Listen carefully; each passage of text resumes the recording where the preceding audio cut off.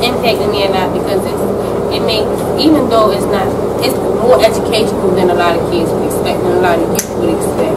So coming here and really walking around and spending a lot of time here is very good because it's a lot of stuff that a lot of us didn't know before we came here. So now that we did come here, it's a lot that we do know and that we did realize about our culture and about African American history, period, not just about black people, but about white people and about what our ancestors and stuff had to go through.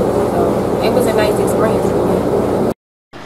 Now, how are you guys today? My name is Chef Quick with it. I'll be your docent for this part of the exhibit today. But before I start the tour, I want to give thanks to the Martin family. They're the founders of the Great Black and White Museum. And that's Dr. Elma Martin and Dr. Joanne Martin. They were the founders for this foundation right here, the foundation we're standing on today. So now we can start the tour for today, for this exhibit today. For starters, I'm going to start with the father of Black History Month, which is Carter G. Wilson. He graduated high school at 22 years old. He got a bachelor's degree, he got a master's degree. He also got a PhD in philosophy. He also went on to teach. He was a principal, he was a supervisor, he taught English, Spanish.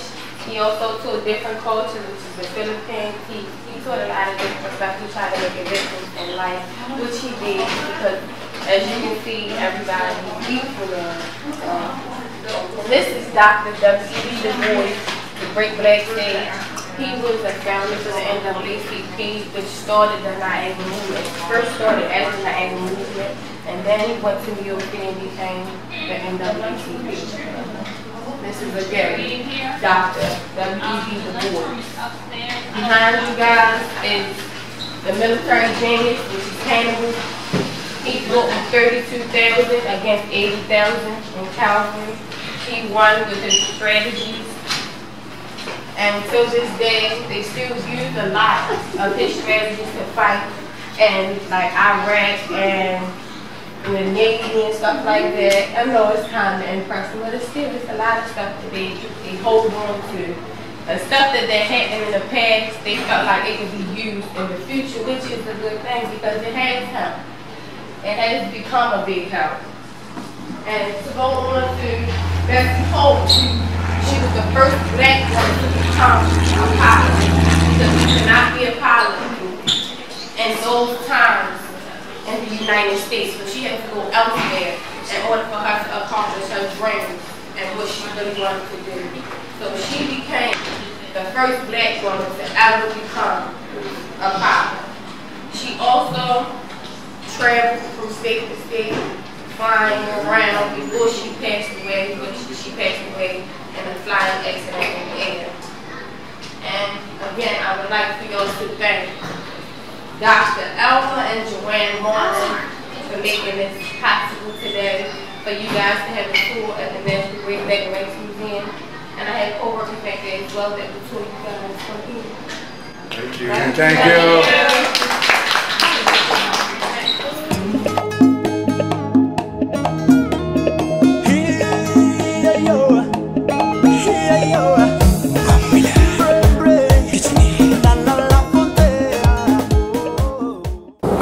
I participated in many different extracurricular programs that involve storytelling and African American history. A lot of the stuff in the museum, mostly I know about, but coming to the museum and spending time here every day kind of gave me more information to help me become a tour guide and a docent. Good morning. everybody, and I want to start off by saying welcome to the National Great Blacks of Life Today. My name is Donald Meredith, and I'll be your tour guide for this section of the museum. If you look over it this way, you have a bale of cotton, and these are what the slaves were required to pick every day.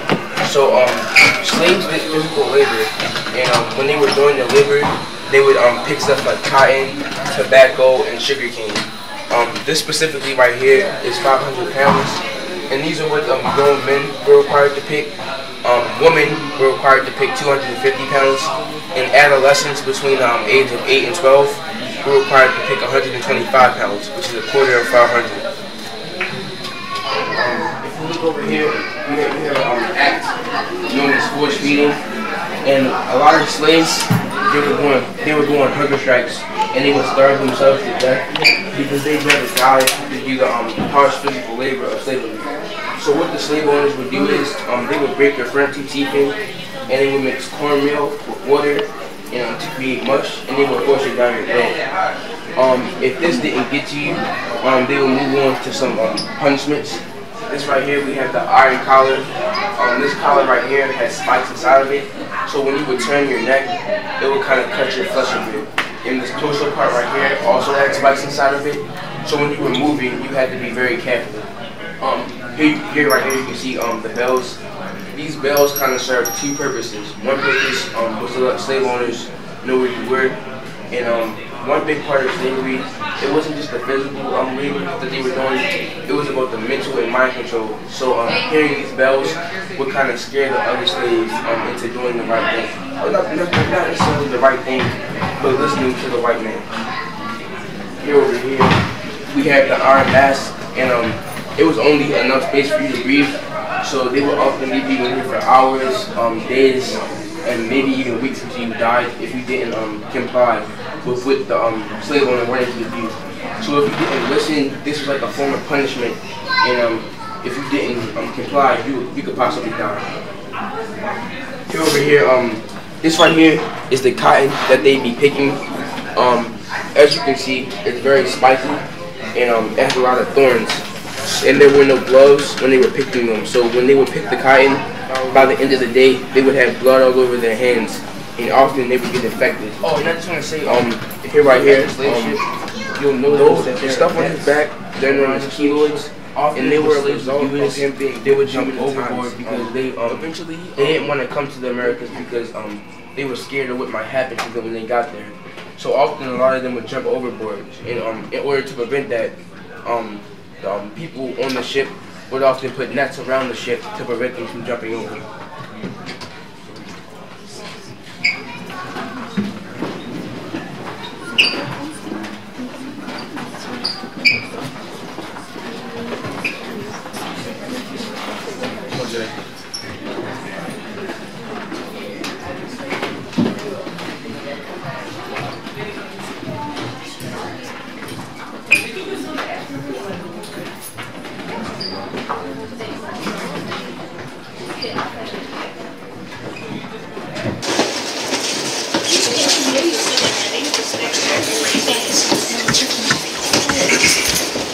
I know it's not a lot of space, so just try to crowd together just so there's enough space for everybody.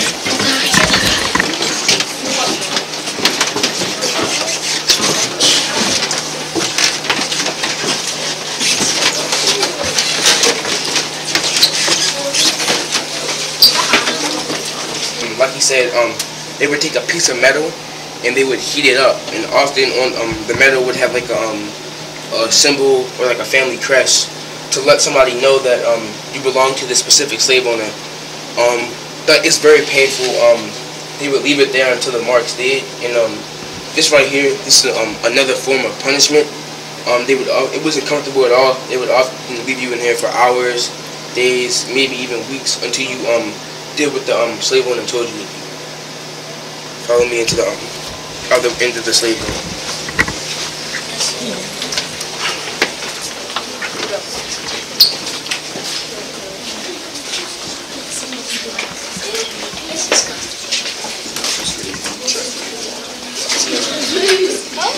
You can move through. You can try to move through. Zone of war. So, alright, so a lot of devices used during the time of slavery was all about torture. So if you look right here, you see there's a paddle. And these paddles have holes for a reason, because when air circulates through an item at fast speeds, it'll create more pain. This right here, we have a whip. And this right here, this is also a whip, but it just has multiple strands to it. This right here would be one of the pieces of iron they would use to brand with. And if you look closely right there, you can see initials. And also, the initials would usually represent a specific family that the slave or slave owner owned. Right here, you have, so what they used to do is, so they used to stuff your body in a barrel, and they would have all the other slaves watch, and while the other slaves were watching, they would cut your head off. The whole purpose of that not only was to serve as your punishment, but it was all about mind control. So it would kind of scare the other slaves into doing what the slave owners wanted you to do. In the slave boats, there were different sections. You had the men's quarters, the boys' quarters, and the women's quarters. That white man right there, his name is Falcon Bridge, and he was Alexander Falcon Bridge, and he was known to be the worst of his crew members because at night he would sneak into the women's quarters and he would put stuff in their mouth, and at night he would rape them. Over here, if you look closely, you can see the conditions are not comfortable at all. They were often stacked on top of each other, so most likely, if one of them got sick, the rest would get sick, and if one of them died, it was also possible that the rest might also die. There was a lot of diseases and rat infestations going on, because they came from Europe, so they came from Europe to Africa to take the slaves, and during this time in Europe, there was a lot of disease going around, and there was a lot of rat infestation, and a lot of the disease and rat infestation was brought onto the boat, which caused a lot of sickness and death spreading around the slave ship. Can we let this camera guy get up front a little bit? Go through Lorenzo so you get in front of him. If you look over here, I'm sorry, there were some rebellious slaves. Oops. Not most were successful. So as punishment, they would have some of the other slaves watching, and they would torture you in front of everybody else, just as like a way to scare the rest of the slaves. This right here is called libation and offering to ancestors. It's kind of like when you have a communion at a church, but this was like an African tradition. So the purpose of this tradition was to honor an ancestor or a person that you love to honor. So what you would do is you would pour water into the little cups, and you would recite the little phrase. I pour libation in the memory of, and then you'll say the name of an ancestor or a person you honor or love who you lost, and you would like to remember. But I want y'all to all know this and never forget this. You come from great kings and queens. This is not the start of our history. This is just a part of our history, what we've been through. You hear what I'm saying? Yes. Say, I come from kings and queens. All right, let's march on.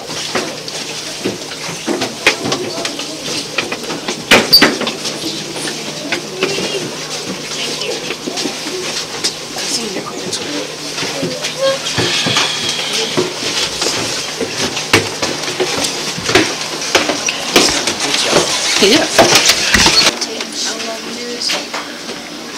Okay, is everybody here? Everybody's here?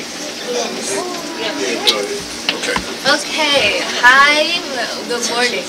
My name is Tanaya Nash. I will be your docent for this exhibit. This exhibit is the African room. The African room is our ancestors who are in North and South Africa. Welcome to the Great Blacks and Wax Museum. And now I will begin. Our first exhibit, or our first statue, is Imhotep. He was known as a great architect who designed the pyramids of Egypt, and he was also the god of medicine. He studied many things in the medical field, and he has helped us get to the field that we are today. This is Shaka. This is Shaka Zulu. He is the ruler of Zulu Nation.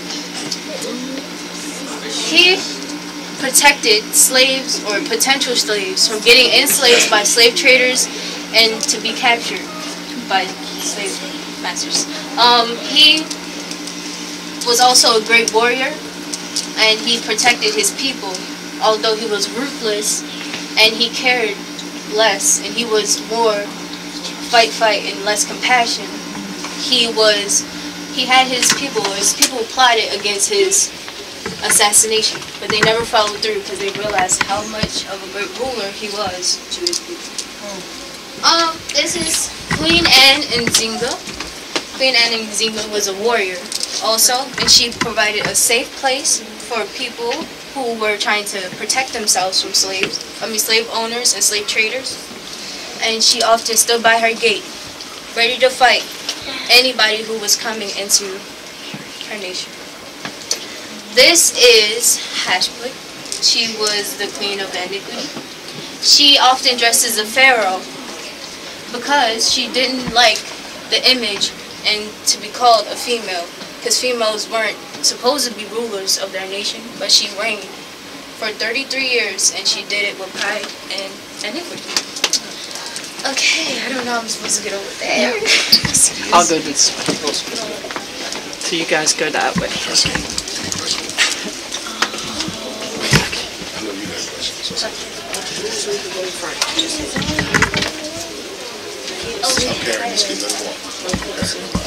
This is Akhenaten. He was the pharaoh and king of his land, Akhenaten. He was the father of monotheism, and he believed that under one God there could be 3 different religions: Judaism, Islam, and Christianity. He later passed, and he gave his land and his kingdom to his wife, who was known as Queen Nefertiti. Queen Nefertiti was known by many people. A lot of people in this room should know who she is. She was known for her remarkable beauty, and her name was the beautiful woman has come. Many people who like her beauty, they often copied or replicated this bust of her face, and they just for her beauty, and she was to reign over his land after his passing. This is Makeda. Makeda had several appearances in the Old Testament of the Bible. She was known in the Quran and the Bible, and she reigned over Sheba, her land, and it later fell because the emperor passed. Okay, I don't know how I'm supposed to get over there. Just say move away. Excuse me. Okay. Oh God. Oh Jesus Christ. Alright. These are the principles of Yat. These were the customs that Africans had followed because of their pride and their inequity to their own people, and these were what they followed, and this is what they became accustomed to. This is the colors that signified Africa. Do you know the colors? Okay.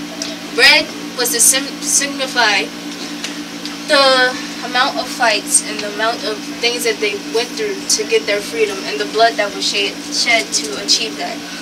Black is to signify our culture and heritage, and to signify that black is beautiful and that is what we are. And green was to show the amount of wealth that Africans had and the amount of natural resources that they had, such as oil, ivory, ebony, diamonds, iron, and all of that. But that is the African root. I know it's small, but thank you so much for listening to what I had to say, and I hope that you enjoyed yourself. If you want any more information, you can read the signages and read the principles of Yat. Thank you so much. Any questions? Do you have any questions? Kasim, you have a question? That is the African society now and before the people were slave traders ambushed You have a question, Aiden? society, and they were all so strong and they were cooperative, so they had done many things together and they were driving as a nation before they came. And they saw their potential, so that's why the slave traders decided to take them. Aiden, what's your question, son? Snake. Where at? There's a snake right here. What does a snake mean? He wants to know what the snake means with the The little pharaohs. cobra down here. That's not related to it, but it's known as a serpent. It's a snake, I guess. It's kind of just a decoration. It's just decoration. Well, Yeah, no, he's looking at this It coil. holds significance during the time of Egypt. What Yep. I want all of you to notice is, do you notice this statue right here? You see how beautiful it is? You notice that all the statues you see when they do the documentaries on TV, that their noses are missing? Because they didn't want people to know that they were people of color.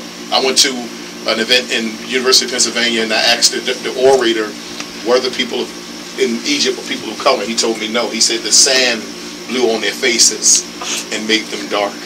But I want you to know that we culturally, and once again, we come from what? Don't you ever forget that, because these are great leaders, great. Who knows what, I'm going to test real quick so we got it. Who knows what monotheism is? What is it? Study of one God. Excellent. So that means the study of one God. So look who brought that about. Talked about it. Isn't that important? So you know, I know what you saw on the ship, but there's a whole history before that. Okay? Come on, y'all. Ladies, come on, come on. in. Don't go in there, just come in here. And because once we leave this here, we go into the political room. Yes. And thank you for being here. Thank This you. is called the entrepreneur room. Anybody can tell me what an entrepreneur is? I got two. Yes. It's a business. A person who owns their own business. And so that's what, and what you see in here, you see only men. But they're great women entrepreneurs. But because of the spacing, before you leave on the other side, you're going to see women entrepreneurs. And I want you to think about a person whose name is Damien John. And he started a business in the basement of his home in New York, in Long Island, New York, between Brooklyn and Long Island. And he started that business. And that business was called the FUBU Brothers. And what does FUBU stand for? For us, repeat after me. For us and by us. And so he started that. And raise your hand if you're a male in this group. Raise your hand if you're a male. You made that group wealthy because they made T-shirts like you're wearing and hats, caps like his. And you bought them up like hotcakes. And that brought wealth to that organization. And you can see Damien Johns, he comes on television. He's still living, very wealthy. He's a multimillionaire. He's published a book showing other people how to start their businesses and being successful. But we're going to move on. These are men, they're not entrepreneurs, but they were concerned about black boys who were not completing the school, getting into trouble, and they wanted to get them on the right path so they could be successful. And if they wanted to be an entrepreneur, they would help them do that. I want you to take a look at this man here. His name is Reginald Lewis. He was the first black billionaire in the United States. He grew up right here in East Baltimore. In East Baltimore here, he started when he was 10 years old, being an entrepreneur. He got up at 4:30 in the morning. He took a notepad, pencil, and some paper, or the notepad and paper, and he traveled all over East Baltimore. He would deliver newspapers. And the money that he got from delivering those newspapers, he saved that. At age 10 on up. Not only was he a good entrepreneur at an early age, but he was very smart in school, middle, high, junior high they called back then, and high school. He went to Dunbar High School. And Dunbar High School was the school, the black school here in East Baltimore. If you live on the west side, it was another name over there. And so my point is, it's important to understand, years ago, but that doesn't exist anymore, there were many students who had to attend Dunbar High School if you lived in East Baltimore. So by the time he got in high school, he was the person who was the leader of the football team, the basketball team, and the baseball team. He was an A student, and his goal was to go to Virginia State to get his higher education. He saved all the money that he had collected, and he was able to go to Dunbar. But he also, because he was a straight A student, he got a scholarship playing football. But the first year he was there, unfortunately, he had a fall, and he couldn't continue that because of his accident. But he did not stop. He said, when I finished Virginia State, and he was able to do that, I want to go to the highest law school in the land, and that's Harvard University in Massachusetts. He was able to go there. When he finished Harvard, he said, I want to become a lawyer. So I want to become a lawyer. And so if you turn around and look at the wall, that's him signing a contract. And one of the first contracts he sold, he hit up, was McCall Pattern. And ladies like make dresses, etc. He purchased that for $22,000. He sold it for $90,000. That's called success. And so, unfortunately, in 1993, he had an accident, and he developed a brain tumor. And of course, that brain tumor shortened his life. But we remember him as the first black billionaire in the United States. He left $6,000 to make sure that we could build a museum called the Reginald Lewis Museum of Maryland down at the Inner Harbor. Okay? All right, let's move on into the political. Now, this is called a political room, but not everybody in here is a politician. And because of space, we have people who are great in other areas. For example, you see the great educator, Mary Cosby, who started a college in Torrington, Florida. She grew up in Maysville, South Carolina, and moved to Florida. She found that black kids were learning and reading and writing, so she started school in her home. And that grew, she wanted to start a college. She only had $1.50 in her pocket. She took that money, traveled that little bit, traveled around in that area, and she was able to get enough money to start a college called Good morning, everybody. Good morning. Welcome to the Wax Museum. I'm going to be talking to you about Ashley the Greatest, 1448 through 1538. And he was also a king. He is also known as a Muslim of the Islam. I said that right? Islam. So, and he also was a builder, and also famous cities. Sorry. And he also did university scholarships and trades and books and stuff. As y'all can see, this is him right here. Alright, and y'all can transfer to my co-worker over there.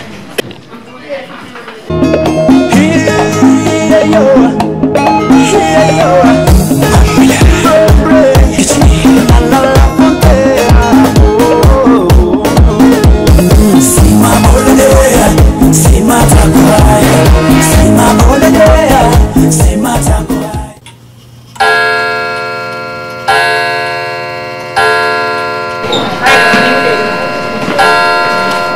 over here in Colony Earth, this man right here, his name is Benjamin Banneker. He's an American genius. He constructed the grandfather clock. Anybody know what the grandfather clock is? What's the grandfather clock? You know what the grandfather clock is? It's the clock that has a little piece at the top, the dangles on the chain. Back in the day clock. It don't matter. And he also worked on the streets of Washington. He built the street signs, him and a man named Mr. Ellis. And he also made something called the Almond Act, which helped farmers know when they plant their crops and when the seasons change. This man right here next to his name is Christopher Atkins. He's an escaped slave, and he fought in the American Revolution, and he's one of the first slaves to die for that cause. And over here, we got the Black Church. This man right here, my far right, his name is Richard Allen. He's a Baptist, one of the first African-American Baptists for the AMN Church. The man right here, far next to him, his name is Ashton Jones. He was the first African-American priest for the Ashland Church in Philadelphia. This man right here, his name is Andrew Bryant. He was one of the first bishops at the church in Savannah, Georgia. And this other lady right here, her name is Mother Mary Elizabeth Lane. She's the founder of the All Slave Sister of Providence, and she's the founder of the St. Francis School in Baltimore. Y'all know that school at St. Francis? No? You heard of it?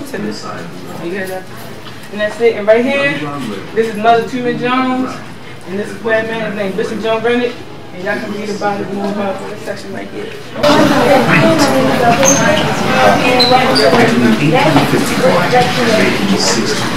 So this is Henry Brown. He was a runaway slave that shipped himself from Richmond, Virginia to Philadelphia. So he had a friend at a carpenter store, and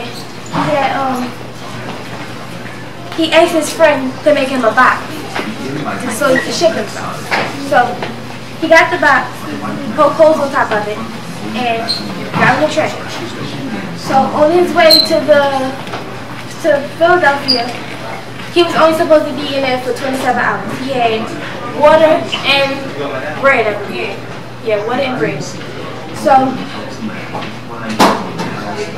through his journey, it was these men who worked on the train. They took his box, flipped it over, remind you, he had holes at the top of it, flipped it over and sat on it. He couldn't breathe, not at all, for like a couple minutes, I believe. So he was in the box praying to God, saying, if you help me through this journey, it will be a blessing, I think. Alright, so God had answered his prayers. They flipped him back over, continued the journey. When he got to Philadelphia, he had told his story through, I think he traveled to Europe. He traveled to Europe and told his story. He was an entertainer, actually. He was married to a black woman at first. He had family in Richmond, Virginia, and he moved to Europe to tell his story, and then he married a white woman. Then he married a white woman, and he told his story, and he was a free man again. Well, he was a free man. Thank you.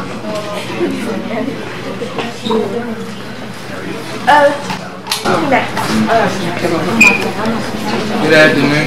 Good afternoon. My name is Makai Stewart, and I will be a docent for this exhibit. This is the Dred Scott case. Dred Scott had been a slave, but gained his freedom in the North and also worked in it. When he returned to the South, his slave status was reinstated.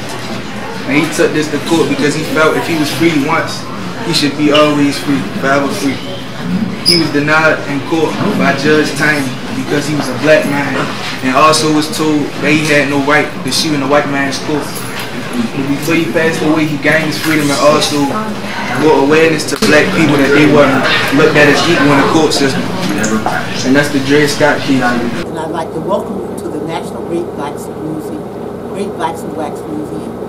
I've been working here at the museum for more than 20 years, and one of my responsibilities is being a docent, but also a trainer to train youth in this city to become tour guides, to youth and young adults as a result. And one of my favorite responsibilities is working with youth in Baltimore City to help them gain knowledge about African American history and culture, and training them through the docent training programs is one way to help them acquire greater knowledge and skills about the culture of African America in this country.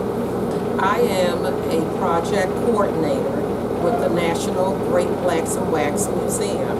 I am a part of the team with REVA to train docents to be tour guides at the National Great Blacks and Wax Museum. I have worked with youth all of my life, mostly with Baltimore City Public Schools, and it is a great privilege and an honor to continue that education by teaching them about the history of our ancestors. Okay, Lorenzo has a question for you now. Okay. So how long then has the docent program been in effect? The docent program has been in effect for more than 20 years. Okay. And you mostly cater toward the Baltimore City students? Baltimore City students as well as adults. So we both train adults as well as youth to be a part. Right, and their ages are 14 to 21, and in some programs 14 to 24. Okay. Do they only do the docent work here at the Great Blacks and Wax Museum? Well, or do they do it at other facilities as well? You can be trained here to be a docent here at the museum, but you can be trained as a tour guide. And that means you will do work as a tour guide here, but you will travel all over the city, sometimes over the state, to be able to help people who want to know and have information about those sites. For example, we may take them to a slave plantation out in Delaney Valley. We might take them to Reginald Lewis Museum.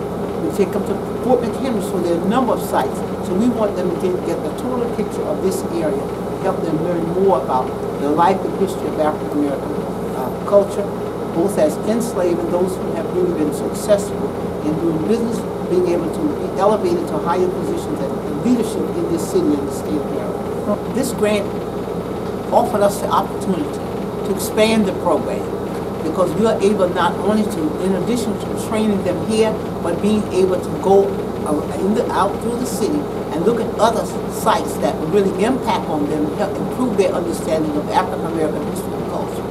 So that's one thing that I think adds to the success of this program. Knowing the statues that are here, but also knowing sites that certainly impact our lives and show the success of African American history and culture in the city of Baltimore and other areas. Yes, there are opportunities annually where, under the direction of Dr. Joanne Martin, where we have celebration of African American history and culture. And for example, we have the Griot Circle. And certainly, for example, Mrs. Mary Carter Smith, who's called the Griot of Maryland, we celebrate her birthday the first weekend in December. And so everyone who comes to that event are dressed up in African American history and culture costumes. We have periods when we do this. We have the street festival, and we see much of that right here in our area, right next to the museum, where they come and really and truly provide a wonderful Saturday, where they dress in African American costumes, African costume, jewelry, and all of that thing that reflect some of the things that we appreciate as our culture heritage. Goodbye, and thank you for coming to our tour, and we look forward to seeing you again. She integrated places like restaurants, movie theaters, hotels, etc. This is Clarence Hubert. He was elected to be the first African American mayor in Baltimore City, and he was, like many, a great worker and an activist to like success. George Rayleigh was also a person who helped with a lot of many things for Black people and African Americans, and he was a political activist in the Senate. Ben Carson was a scientist, well not a scientist, a surgeon who helped separate the Siamese twins, and the window just was put, like they just put a curtain on the window, but you could see Johns Hopkins too. And he was a surgeon at Johns Hopkins. What's that?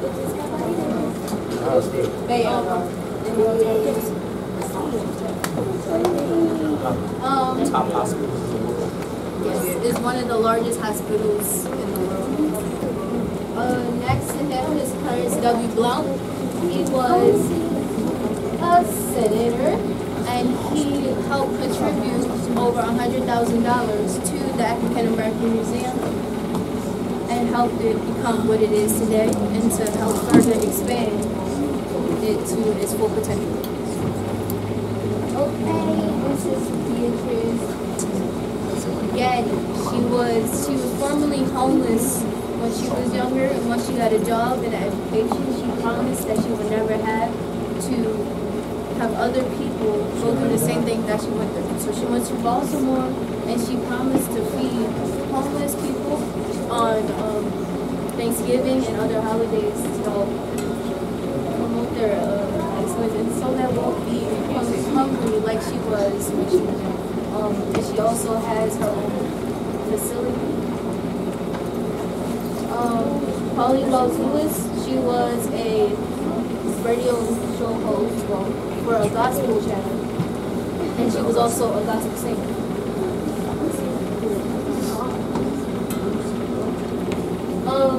And she owned the radio show. She was the first Black, so she was known. My supervisor over there said she used to listen to her when she was. Here's Reggie Lewis. He taught, or he learned how to play basketball here in Baltimore. He was at Dunbar, and he was drafted into the NBA. He played for the Boston Celtics and was the team captain until later passed on heart complications. This is Thelma Bates Cox. She was the first African American superintendent in Baltimore, and she also helped found the African American Heritage Society. There's one more over here.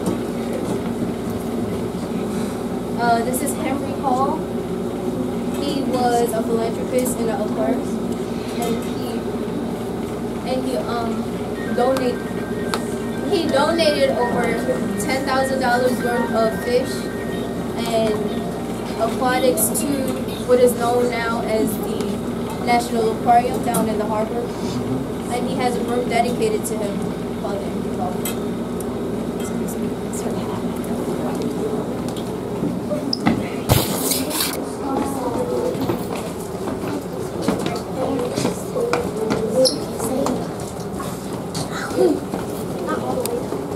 Over here, y'all. This way, please.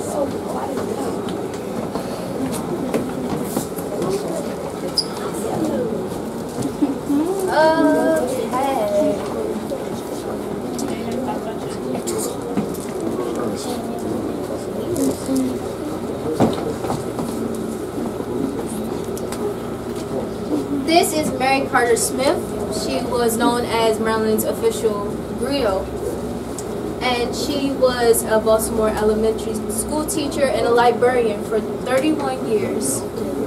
And she told African tales and spread the word about African society with her time in Maryland, in Baltimore. Excuse me. This is Myrtle Tyler Faithful. She was the founder of Zeta Phi Beta, and she was in a sorority at Howard University.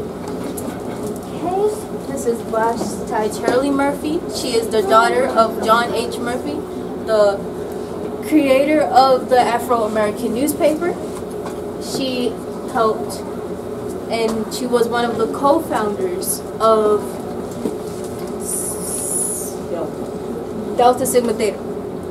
Yeah, I think so. Okay.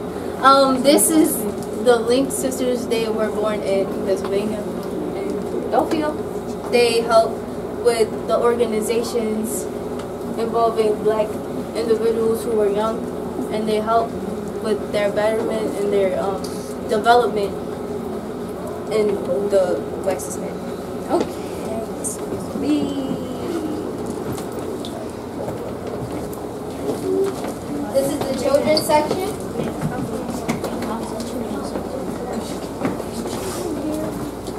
Okay, to start off,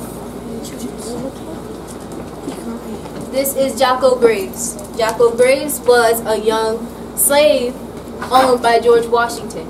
George Washington made Jocko stand in place. He instructed him to, and he was a loyal and obedient slave to. Okay, so this is Crippled Caesar. Crippled Caesar was a young child who had frostbite. He got his hands and his feet cut off, and he was crippled and couldn't walk.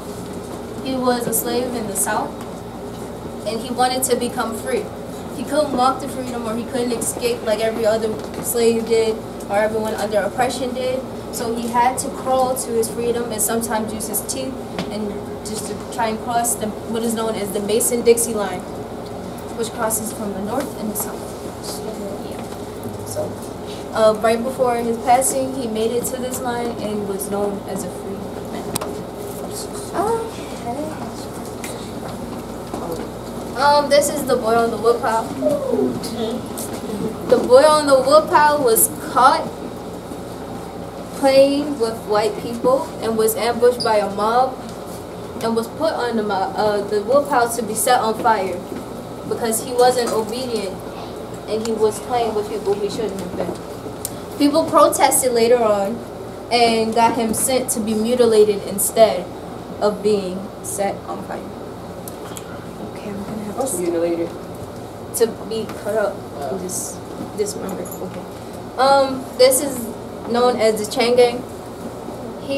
people or black children who were disobedient, and you know how like delinquents go to like juvenile detention centers and just like jail for children. They were sentenced to work and do labor as young children or as adults. He was crying because he was young and he had to do jobs of men who were twice his size, and he didn't have any say against it. That's why he was upset. Everybody knows who the KKK is. They are known as the Ku Klux Klan, and they were an organization and a movement to establish and maintain white supremacy. White supremacy is still a thing today. They still try, and there's active movements out today and groups who believe that they should still be superior to others. And this is an example of doing so. Okay, no. Excuse me.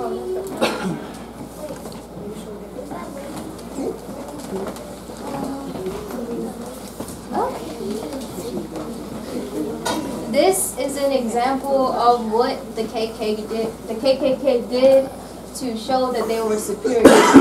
There were 4 young women in a church, and they were praying in Alabama. The KKK decided to throw a Molotov cocktail inside of the church where they were praying, and the church was burned down, and all of them died. You're doing great.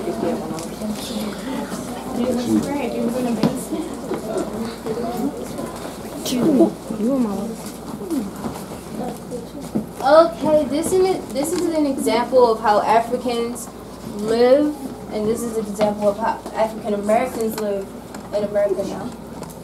They are, excuse me, they aren't as superior as white, so they had to live in unjust and inhumane and dirty conditions such as these, and it is not good for them or their well-being. And that's just an example, and this is what it looked like. Excuse me. Okay, this is an example of what happened in 1994. In 1994, over 321 deaths had came from drug abuse and alcohol abuse and just things that they did to self-harm. And this was a memorial to do so. It is known as another way of enslavement, except for the enslavement by the white man. Drug enslavement is a real thing, and it's still attacking black people and other people now, and it's doing nothing but increasing. And it's nothing that is good, and it should be continued. Alright, this is the last person in the children's section. So he is known as Oda Benga. He was a young pygmy boy in Africa. He was found by a scientist, a white scientist, and he discovered that he can speak perfect English. After discovering that he could speak perfect English, he shipped him to the United States and did a series of tests on him. After doing so, he sent him to the zoo to be with the chimpanzees, and he was in an exhibit with with chimpanzees, and they were taking pictures of him, and they were using him as a form of entertainment. They didn't see him as a person, and he felt that. The ministers protested against the way that he was being treated. He was being treated inhumanely, he was being treated badly, and he was later sent to work in Lynchburg, Virginia, I believe, and to be in a tobacco field, to work at a tobacco field. Before he made it there, he committed suicide because he didn't like the conditions that he was being put in throughout his entire life, and he couldn't live the way he wanted to. This right here is called libation and offering to ancestors. It's kind of like when you have a communion at a church, but this was like an African tradition. So the purpose of this tradition was to honor an ancestor or a person that you loved or honored. So what you would do is you would pour water into the little cups, and you would recite the little phrase, I pour libation in the memory of, and then you'll say the name of an ancestor or a person you honor or love who you lost and you would like to remember.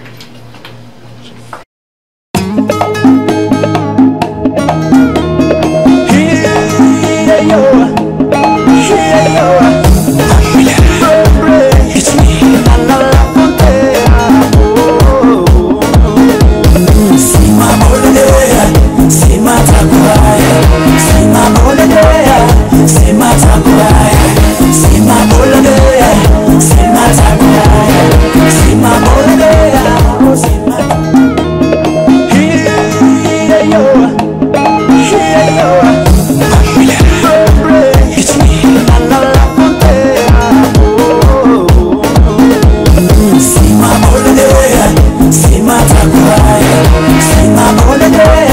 Say my top